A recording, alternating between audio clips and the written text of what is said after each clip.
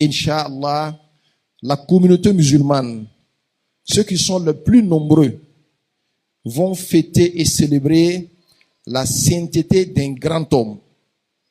Il s'agit de Cheikh Ahmad Tijani al-Sharif, pour ceux-là qui ne le connaissent pas.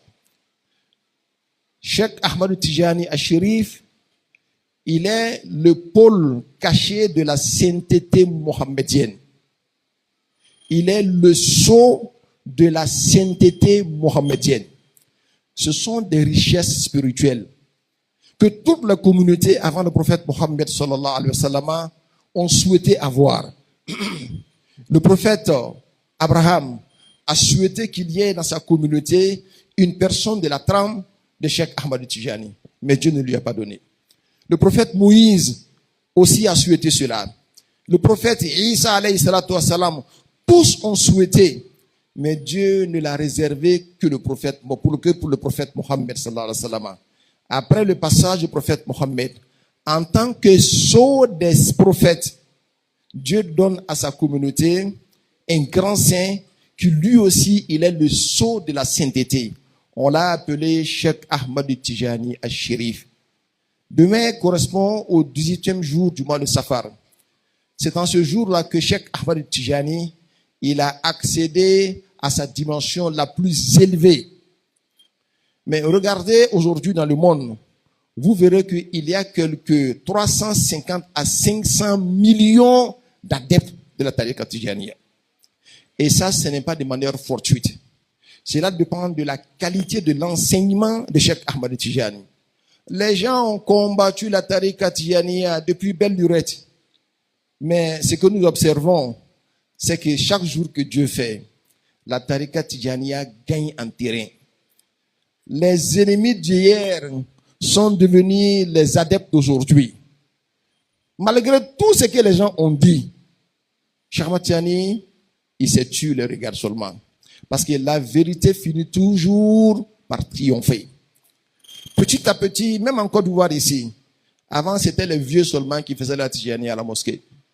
Mais observez aujourd'hui avec moi, vous allez voir que beaucoup de jeunes, des milliers de jeunes ont compris la vérité. Il a basé son école sur quoi? Sur quelques axes.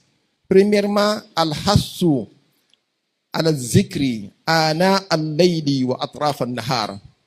Il incite le musulman à invoquer Allah subhanahu wa ta'ala, matin et soir. Et cela pour créer en lui de très bonnes émotions. Toutes les actions que nous menons là, cela provient de nos émotions, ce que nous ressentons au plus profond de nous-mêmes. Mais quand tu fais le zikr le matin, astaghfirullah, la salat sur le prophète Mohammed, la ilaha illallah, tu le fais encore le soir, petit à petit, tu vois que tu commences à avoir de très bonnes émotions. Tu veux faire du bien et tu veux t'éloigner du mal. Et c'est ça qui conduit tes actions que tu vas poser aujourd'hui et demain. Donc finalement, tu te rends compte que tu es devenu une bonne personne, alors même qu'on t'a rien dit.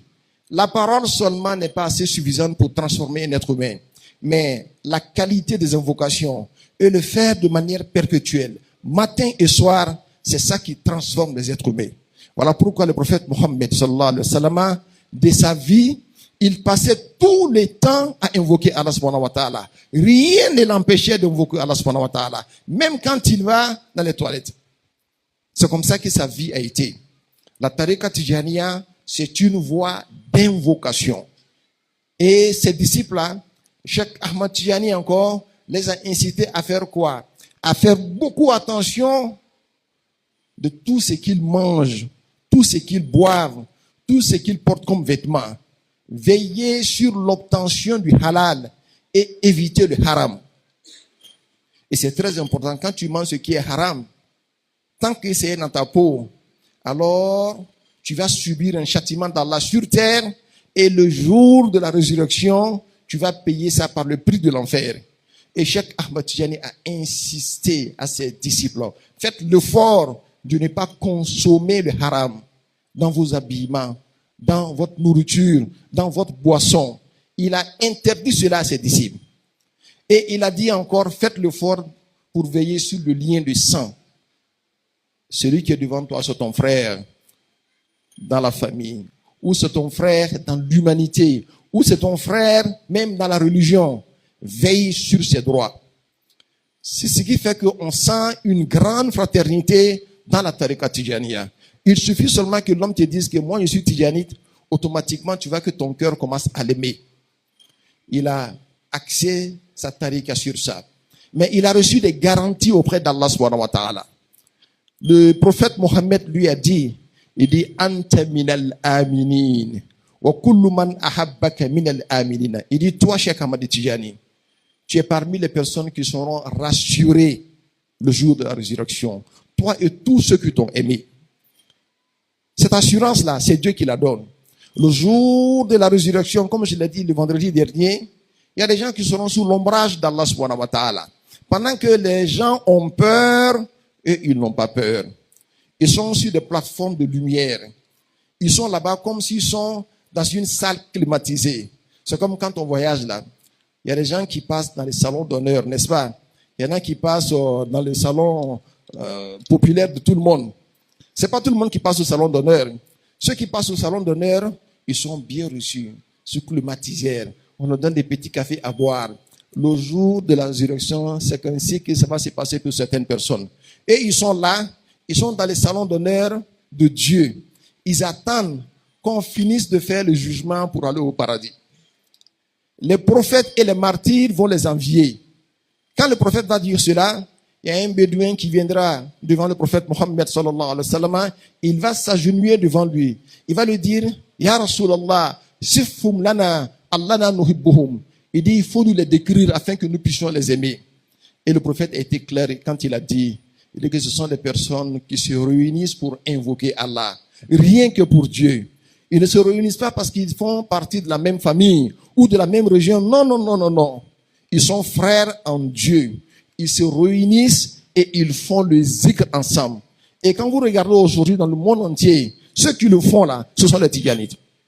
C'est comme si le prophète Mohammed sallallahu alayhi wa sallam lui-même, il était en train de parler de la Tijaniya avant même l'arrivée de Cheikh Ahmad Tijani.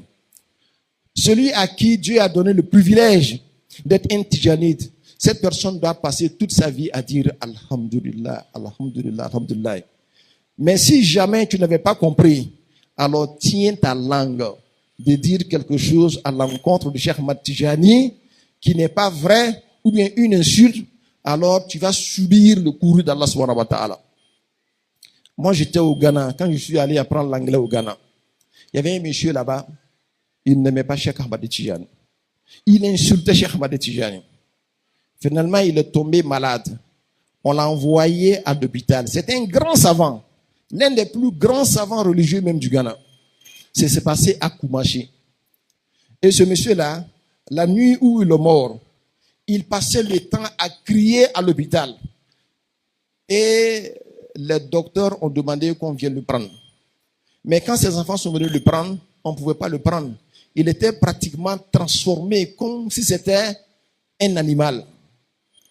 Les enfants ont eu peur. Mais si celui-là, si on le prend, où est-ce qu'on va l'envoyer? Et finalement, la même nuit, il est mort. Les médecins ont demandé à ses enfants, il dit, au lieu d'attendre demain avant de l'enterrer, que les gens voient ce que votre père est devenu là, il vaut mieux l'enterrer cette nuit-là. Ils l'ont enterré la nuit et c'est le lendemain qu'ils ont informé les gens. Et les cas comme ça là, je peux vous les citer, il y en a plein. Toutes ces personnes qui s'acharnent à insulter les amis de Dieu. Toi, tu ne connais pas Cheikh Ahmad Tijani. Tu ne l'as jamais vu. Des milliers de personnes le suivent. Tu t'assois ici, tu l'insultes, tu dis que ce qu'il a dit est faux. Mais toi, tu es qui? Il dit qu'il a vu le prophète Mohammed sallallahu alayhi wa sallam en état de veille. Et le prophète Mohammed lui a donné la tariqa Tijaniya. Et toi, tu dis que non, cela est impossible. Impossible pour toi, parce que tu n'en as pas la dimension spirituelle. Ceux qui en ont la dimension spirituelle là, ils savent que c'est possible. En Mauritanie, il y a un grand cheikh qui était de passage dans un village. Et dans ce village-là, on lui a dit qu'il y a un grand savant. Il a passé la nuit sur ce savant-là. Et le lendemain, il a croisé le savant. Il a dit au savant, il dit, mais pourquoi tu n'aimes pas Cheikh Ahmad Tijani? Parce qu'il savait qu'il n'aime pas Cheikh Ahmad Tijani. Et ce dernier lui a dit que je n'aime pas Cheikh Ahmad Tijani parce qu'il n'a pas dit vrai. Quand il a dit que lui, il a vu le prophète Mohammed en état de veille. Il dit, mais ça, c'est une petite chose. Il dit, moi, hier seulement, je suis venu chez vous ici. J'ai passé la nuit ici. Ton père qui est mort là, moi, je l'ai vu. Et je vais te dire que je l'ai vu. Et pourquoi? Il m'a dit de te dire qu'il t'avait demandé de donner un veau à une famille. Et que jusque-là, tu n'as pas encore donné ce veau-là. Le veau là est devenu un bœuf. Alors il m'a dit de te dire de leur donner ce bœuf. Et le monsieur a reconnu, effectivement, mon père m'avait dit ça avant de mourir. Il dit, regarde, moi qui ne suis rien là, si je peux voir le prophète Mohammed, ou ton père d'abord qui n'est pas le prophète Mohammed, qui m'a dit cela, si Cheikh Ahmad Tijani, qui était un grand saint, te dit qu'il a vu le prophète Mohammed sallallahu alayhi wa sallam, il faut le croire. Si tu ne crois pas en ça, cela provient de la petitesse de ta foi.